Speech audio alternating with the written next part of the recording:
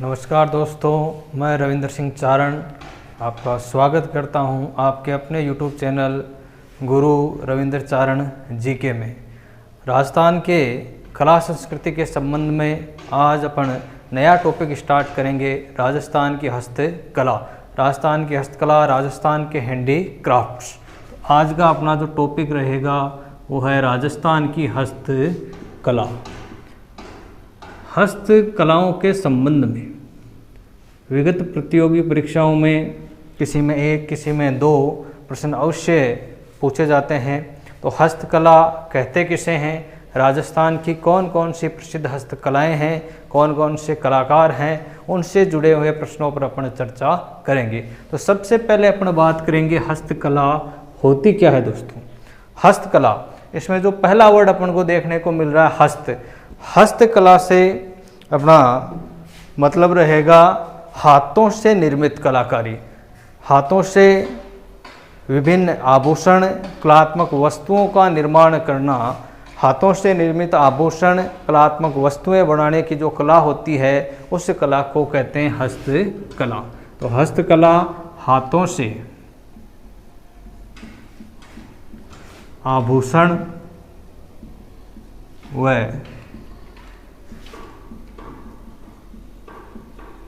कलात्मक वस्तुएं बनाना। हाथों से विभिन्न कलात्मक वस्तुएं, आभूषण आदि को बनाने की जो कला होती है उस कला को कहा जाता है हस्तकला। इसी को अंग्रेजी में कहते हैं हैंडीक्राफ्ट्स।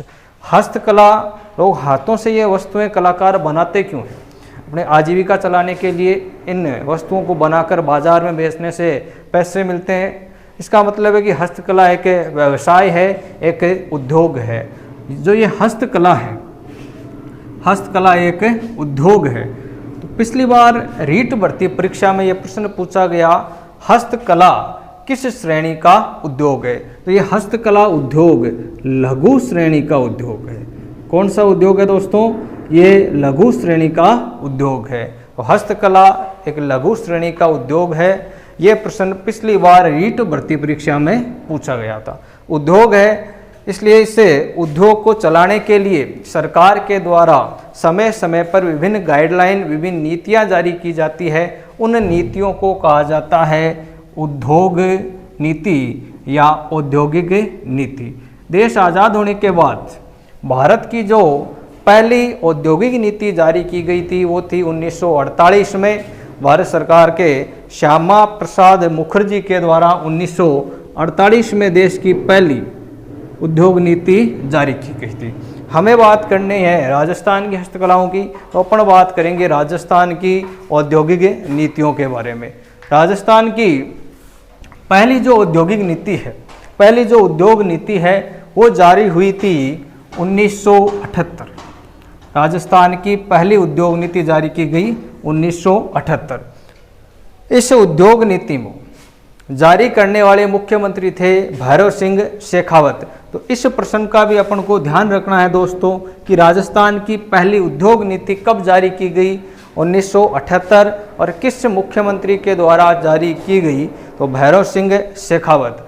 वर्तमान में 6वीं उद्योग नीति लागू है। ये जारी हुई थी 2015 में और इसको जारी किया था वसुंधरा राजे सिंधिया के द्वारा 6वीं उद्योग नीति जारी की गई। तो ये हस्तकला उद्योग है। उद्योग नीति के तहत इसके भी कुछ नियम, इसको विकसित करने के लिए उपाय और नीतियां बनाई गई। पहली उद्योग नीति में किसी भी प्रकार की कोई विशेष घोषणा हस्तकला के संबंध में नहीं की जाती है दोस्तों। दूसरी उद्योग नीति 1990 में जारी हुई। तो राजस्थान की दूसरी उद्योग नीति जारी की गई 1990 में। इस समय भी मुख्यमंत्री थे भैरव सिंह शेखावत। शेखावत सरकार ने हस्तकला के विकास को आगे बढ़ाने के लिए दूसरी उद्योग नीति के तहत शिल्प ग्रामों की स्थापना पर बल दिया।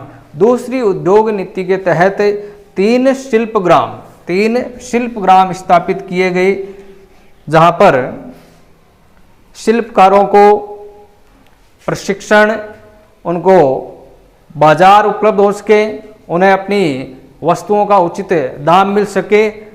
तो शिल्प कला के विकास के लिए, हस्तकला के विकास के लिए शिल्प ग्रामों की स्थापना, शिल्प ग्रामों की स्थापना की गई थी 1990 में दूसरी उद्योग नीति के तहत। और कितने शिल्प ग्राम स्थापित किए गए थे? 3। राजस्थान के कुल कितने शिल्प ग्राम हैं? 3 शिल्प ग्राम। पहला है हवाला, दूसरा शिल्प ग्राम है पालगांव और तीसरा शिल्प ग्राम है जवाहर कला केंद्र,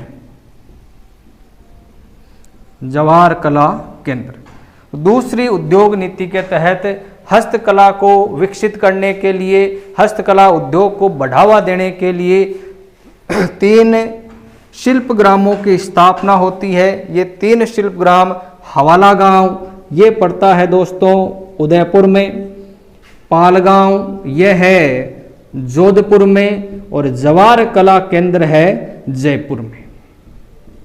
तो दूसरी उद्योग नीति के तहत सरकार ने हस्तकला के विकास के लिए 3 शिल्प ग्रामों की स्थापना की। देखिए दोस्तों, अपना टॉपिक चल रहा है हस्तकला। हाथों से आभूषण, कलात्मक वस्तुएं बनाने की जो कला होती है, इस कला को कहा जाता है हस्तकला।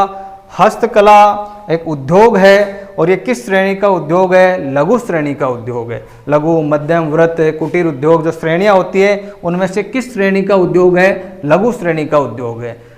उद्योगों को बढ़ावा देने के लिए भारत सरकार की पहली औद्योगिक नीति जारी की गई 1948 में और राजस्थान की पहली औद्योगिक नीति जारी की जाती है 1978। राजस्थान में अब तक 6 औद्योगिक नीतियां, वर्तमान में जो औद्योगिक नीति है वो है 6वीं 2015 में जारी हुई थी।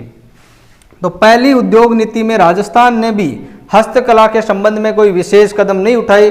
दूसरी उद्योग नीति में भैरव सिंह शेखावत सरकार ने हस्तकला को बढ़ावा देने के लिए 3 शिल्प ग्रामों की स्थापना की। पहला हवाला गांव उदयपुर, दूसरा पालगांव जोधपुर और तीसरा है जवाहर कला केंद्र। यहाँ तक उम्मीद करता हूँ दोस्तों आपको समझ आया होगा। आगे चलते हैं अपन। तो राजस्थान का जो जयपुर जिला है, तो जयपुर में विभिन्न हस्तकलाओं का निर्माण किया जाता है, इसलिए जयपुर को हस्तकलाओं का तीर्थ या क्राफ्ट सिटी के नाम से भी जाना जाता है। तो जयपुर के बहुत सारे उपनाम हैं, क्राफ्ट सिटी, रंगश्री द्वीप, पूर्व का वेनिस आदि नाम है। इनमें एक नया नाम क्राफ्ट सिटी हस्तकला के संबंध में जयपुर को कहा जाता है। अलग अलग स्थानों पर बहुत सारी कलात्मक वस्तुएं बनाई जाती है, लेकिन इनको बाजार उपलब्ध करवाना या हस्तकला का जो प्रमुख केंद्र है, राजस्थान में हस्तकला का प्रमुख केंद्र है हस्तकला का प्रमुख जोधपुर में। तो आपको पूछा जाए, क्राफ्ट सिटी के नाम से तो प्रसिद्ध है जयपुर, लेकिन हस्तकला का जो प्रमुख केंद्र है वो है बोरानाडा, और ये बोरानाडा पड़ता है जोधपुर में। ऐसा क्या है कि जयपुर में ज़्यादा कलात्मक वस्तुएं बढ़ती है, हस्तकला का सर्वाधिक काम जयपुर में हो रहा है, लेकिन प्रमुख केंद्र जोधपुर में क्यों है? ये इसलिए है दोस्तों क्योंकि यहाँ पर राज्य सरकार के द्वारा आयात निर्यात संवर्धन केंद्र। तो जोधपुर के बोरानाडा में क्या है? हस्तकला के संबंध में आयात निर्यात संवर्धन केंद्र की स्थापना की गई है। कहीं भी कोई भी व्यक्ति अपने उत्पाद बना रहा है, उनको उचित बाजार उपलब्ध करवाना, बाहरी देशों में इनको निर्यात करना, उचित मूल्य दिलाना, ये कार्य कहाँ पर होता है? बोरानाडा में है। तो राजस्थान का आयात निर्यात संवर्धन केंद्र कहाँ स्थापित किया गया है? बोरानाडा जोधपुर, इसलिए इसे हस्तकला का प्रमुख केंद्र है। दोस्तों, अगर हस्तकला का तीर्थ पूछा जाए तो उत्तर होता है जयपुर, क्योंकि जयपुर में सर्वाधिक हस्तकला का काम होता है, लेकिन बाजार उपलब्ध कराने का काम कहाँ पर हो रहा है? बोरानाडा में। इसलिए प्रमुख केंद्र के रूप में किसे जाना जाता है? बोरानाडा जोधपुर में। ये बाजार उपलब्ध करवाता है, अगर कलाकारों को किसी भी संबंध में ट्रेनिंग की आवश्यकता होती है, प्रशिक्षण की आवश्यकता होती है, तो प्रशिक्षण केंद्र हस्तकला प्रशिक्षण केंद्र। तो हस्तकला प्रशिक्षण केंद्र की अगर बात हो तो दोस्तों वो होता है जयपुर। तो हस्त कलाकारों को, शिल्पियों को ट्रेनिंग कहाँ दी जाती है, तो उसका उत्तर होगा जयपुर।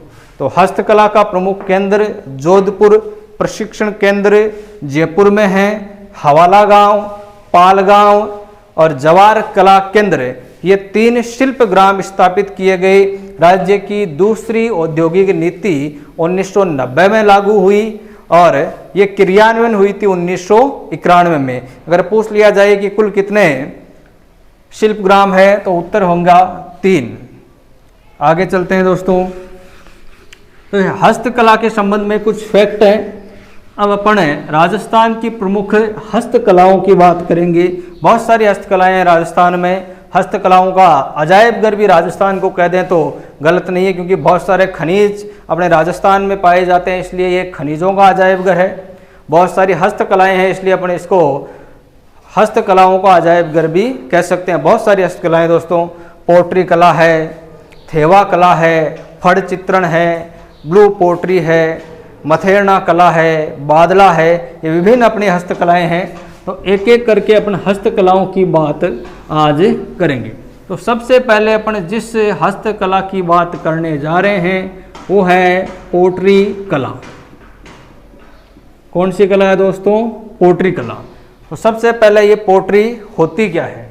जो चीनी मिट्टी के बर्तन होते हैं, चीनी मिट्टी के बर्तनों पर जो चित्रकारी की जाती है उसे कहा जाता है पोट्री।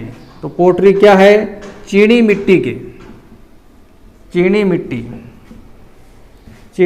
के बर्तनों पर चित्रकारी। तो चित्रकारी करने की जो कला होती है उसे कहा जाता है पोट्री। ये मैं किसी प्रॉपर पोट्री की बात नहीं कर रहा, ब्लू पोट्री, ब्लैक पोट्री ऐसी बात नहीं की जा रही, अपन सिर्फ बात कर रहे हैं पोट्री कला। तो चीनी मिट्टी के बर्तनों पर जो चित्रकारी, कारीगरी की जाती है उसे कहते हैं पोट्री कला। अपने राजस्थान की कौन कौन सी पोट्री सबसे ज़्यादा प्रसिद्ध है? तो सबसे पहले नंबर पर आती है ब्लू पोट्री, दूसरी है ब्लैक पोट्री, तीसरी कागजी पोट्री और चौथी है सुनहरी पोट्री।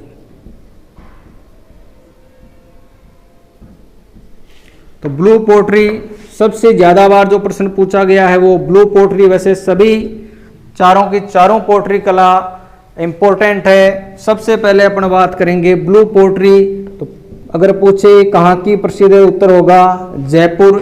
दूसरी ब्लैक पोट्री कहाँ की प्रसिद्ध है, तो कोटा। तीसरी कागजी पोट्री कहाँ की प्रसिद्ध है, तो उत्तर होगा अलवर। और सुनहरी पोट्री कहाँ की प्रसिद्ध है, तो उत्तर होगा बीकानेर।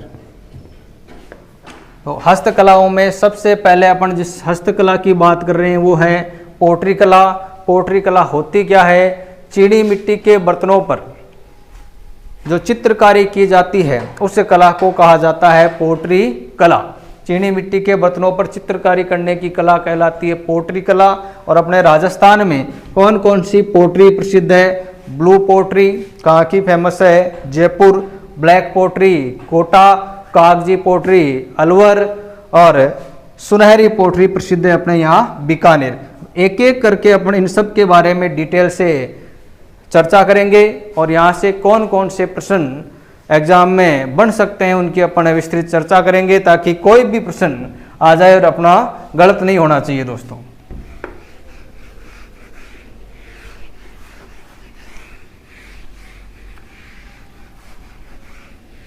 तो सबसे पहले अपन बात करते हैं ब्लू पोट्री।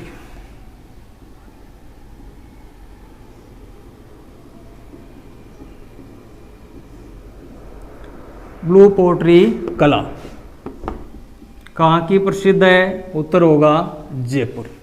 देखिए दोस्तों, चीनी मिट्टी के बर्तनों पर नीले रंग से जो चित्रकारी की जाती है उसे कहा जाता है ब्लू पोट्री। चीनी मिट्टी के बर्तनों पर चित्रकारी हो रही है वो तो है पोट्री कला। अगर वो चित्रकारी में मुख्यतः जो रंग है वो नीला काम में लिया जा रहा है तो वो है ब्लू पोट्री। तो ब्लू पोट्री कला कहाँ की प्रसिद्ध है? जयपुर की प्रसिद्ध है। किसे कहेंगे ब्लू पोट्री? चीनी मिट्टी के बर्तनों पर नीले रंग से चित्रकारी।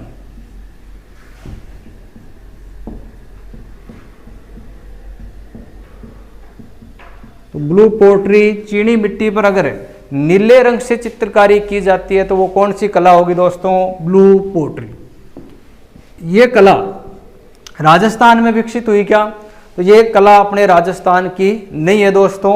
इस कला का उद्गम या कह सकते हैं इस कला का जन्म, इस कला की शुरुआत कहाँ पर होती है? इस कला की शुरुआत होती है दोस्तों पर्शिया। इसी को अपन कह सकते हैं ईरान। ईरान में एक जगह थी पर्शिया, पहले इसको पर्शिया बोला जाता है। तो ब्लू पोट्री फेमस जयपुर की है, लेकिन इसकी शुरुआत जिस स्थान से होती है वो है पर्शिया ईरान। तो पर्शिया ईरान में ये प्रारंभ हुई तो अपने राजस्थान में कैसे आ गई? सीधे राजस्थान आई या और कहीं से इसको लाया गया? तो पर्शिया ईरान, ईरान से ये कला पहुंचती है लाहौर,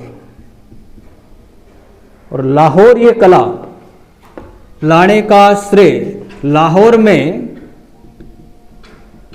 लाने का श्रेय दिया जाता है मुगल सम्राट अकबर।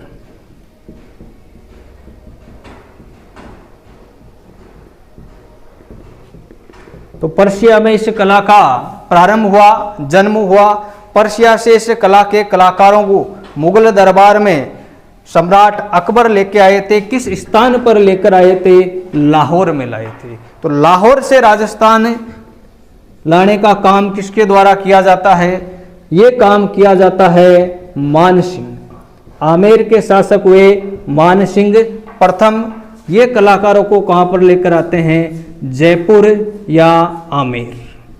तो राजस्थान में ब्लू पोट्री कला के कलाकार कहाँ से आए पूछा जाए तो उत्तर होगा लाहौर।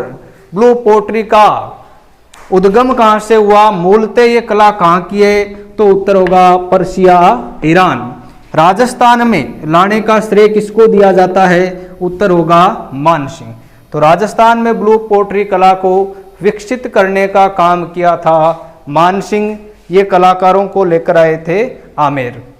ये लेकर आए लेकिन इतनी प्रसिद्ध नहीं हो पाई, कलाकारों ने इसका इतना ज़्यादा विकास नहीं किया, पूरा इसको प्रोत्साहन नहीं मिल पाया। तो ब्लू पोट्री का सर्वाधिक विकास सॉरी दोस्तों, एक आमेर के शासक हुए राम सिंह सेकंड, सवाई राम सिंह। राम सिंह का जो समय रहा वो ब्लू पोट्री का स्वर्ण काल कहलाता है। तो ब्लू पोट्री कला का सर्वाधिक विकास किसके समय हुआ? तो उसका उत्तर होगा सवाई राम सिंह द्वितीय। कला शुरू किसके समय हुई? तो उत्तर होगा अपना मानसिंह। कला का जन्म कहाँ पर हुआ? Persia Iran. राजस्थान में कलाकार कहाँ से आए? लाहौर। लाहौर से राजस्थान में लाने का श्रेय किसे दिया जाता है? मानसिंह प्रथम को। और इसका स्वर्ण काल किसका काल कहलाता है? सवाई राम सिंह का काल कहलाता है। तो ब्लू पोट्री कला में जो मुख्यतः रंग का प्रयोग होता है वो नीला। ऐसा नहीं है कि इसमें दूसरा कलर होता ही नहीं है दोस्तों, दूसरे कलर भी पीले सफ़ेद रंग का भी प्रयोग होता है, लेकिन जो मुख्य रंग है वो कैसा होता है? नीला होता है। इसलिए इस कला को कहा जाता है ब्लू पोट्री कला। और ब्लू पोट्री कला प्रसिद्ध है जयपुर जिले की। ब्लू पोट्री का स्वर्ण काल सवाई राम सिंह का काल। ब्लू पोट्री की बात हो और इसके एक प्रसिद्ध कलाकार का जिक्र ना हो, ऐसा हो ही नहीं सकता दोस्तों। तो ब्लू पोट्री कला में आगे अपन चर्चा करेंगे ब्लू पोट्री के प्रसिद्ध कलाकार कृपाल सिंह शेखावत। ब्लू पोट्री की कला का विकास करने में, विश्व स्तर पर इसको प्रसिद्ध करने में जो विशेष योगदान है वो है कृपाल सिंह शेखावत। तो कृपाल सिंह शेखावत, इनका जन्म स्थान, इनको कौन कौन से पुरस्कार मिले, क्या इनका योगदान रहा, उसकी चर्चा करेंगे। कृपाल सिंह शेखावत दोस्तों, इनका जन्म हुआ 1922 ईस्वी में, जन्म होता है 1922। और किस जिले से संबंधित है, इनका जन्म हुआ महू गांव और जिला है सीकर। तो कृपाल सिंह शेखावत, जन्म 1922 और जन्म स्थान है महू गांव सीकर। इन्होंने ब्लू पोट्री कला का प्रशिक्षण लिया अपने गुरु का नाम है भूर सिंह। तो कृपाल सिंह शेखावत के गुरु का नाम अगर पूछा जाए तो वो है भूर सिंह, और इन्हीं भूर सिंह को कहा जाता है गांवों का चितेरा। तो गांवों का चितेरा कौन है दोस्तों? भूर सिंह। और किसके गुरु है? कृपाल सिंह शेखावत। पूछ लिया जाए कृपाल सिंह शेखावत का जन्म स्थान महू गांव सीकर, ये सीकर जिले का महू गांव कृपाल सिंह शेखावत यहाँ के थे इसलिए फेमस है। इसी के पास एक गांव पड़ता है दिवराला, दिवराला गांव। ये गांव राजस्थान की अंतिम सती रूप कंवर सती कांड के कारण ये गांव प्रसिद्ध रहा। ऐसे ही कटराथल गांव है सीकर का, वो किसान आंदोलनों के समय प्रसिद्ध रहा था। तो दिवराला के पास ही कृपाल सिंह शेखावत का जन्म हुआ था, महू गांव। इन्होंने ब्लू पोट्री कला के विकास में विशेष योगदान दिया। ब्लू पोट्री कला को अंतर्राष्ट्रीय स्तर पर प्रसिद्ध किया।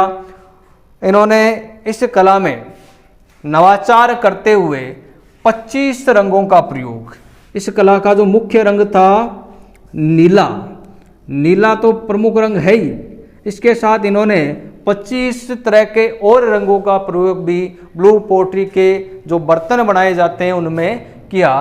ब्लू पोट्री में जैसे नीला कलर प्रमुख है, इसके अलावा ऐसा नहीं दूसरा कोई रंग नहीं होगा, पीला भी आपको दिखाई देगा, सफ़ेद रंग भी दिखाई देगा। तो ऐसे 25 रंगों का प्रयोग करने वाले जो कलाकार थे कृपाल सिंह शेखावत। कृपाल सिंह शेखावत इन्होंने ब्लू पोट्री के संबंध में बहुत ज़्यादा काम किया, अंतर्राष्ट्रीय स्तर पर प्रसिद्धि दिलाई, इसलिए भारत सरकार ने इन्हें 1974 में पुरस्कार दिया पद्मश्री। तो पद्मश्री से सम्मानित किया जाता है कृपाल सिंह शेखावत को 1974 में। पद्मश्री भारत का चौथा सबसे बड़ा नागरिक सम्मान है दोस्तों। पहला है भारत रत्न, दूसरा पद्म विभूषण, तीसरा पद्म भूषण और चौथा है पद्मश्री। तो कृपाल सिंह शेखावत को पद्मश्री से नवाजा जाता है 1974 ईस्वी में ब्लू पोट्री कला के विकास में विशेष योगदान और अंतर्राष्ट्रीय प्रसिद्धि दिलाने के लिए। इस कलाकार ने 2008 में इस दुनिया को अलविदा कह दिया और इनका देहांत हो जाता है दोस्तों जयपुर में। कृपाल सिंह का देहांत कब होता है? 2008। और इन्होंने अपना अंतिम समय कहाँ व्यतीत किया? जयपुर में व्यतीत किया। ये ब्लू पोट्री को सबसे ज़्यादा प्रसिद्ध करने वाले कलाकार है। वर्तमान में ब्लू पोट्री का जो प्रसिद्ध कलाकार है वो है गोपाल सैनी। गोपाल सैनी जयपुर के हैं। ये ब्लू पोट्री कला के प्रसिद्ध कलाकार है वर्तमान में। और सबसे ज़्यादा प्रसिद्ध कलाकार कृपाल सिंह शेखावत, महू गांव सीकर निवासी, और इनके गुरु का नाम था भूर सिंह। भूर सिंह को कहा जाता है गांवों का चितेरा। इन्हें सरकार के द्वारा एक सम्मान और दिया गया था सन 2000 में, शिल्प गुरु सम्मान। शिल्प गुरु सम्मान में कृपाल सिंह शेखावत को दिया गया। तो ये थी दोस्तों राजस्थान की ब्लू पोट्री कला, जयपुर की प्रसिद्ध है। इसके बर्तन, कलात्मक बर्तन बहुत ज़्यादा महंगे होते हैं, इसलिए इसको रहीश पोट्री भी कहा जाता है। सर्वाधिक कार्य किया कृपाल सिंह शेखावत ने। उम्मीद करता हूँ आपको ये विषय वस्तु समझ आई होगी। अगर ये आपको उपयोगी लगे तो इसको ज़्यादा से ज़्यादा शेयर करें और अपने दोस्तों तक पहुँचाएं। धन्यवाद दोस्तों।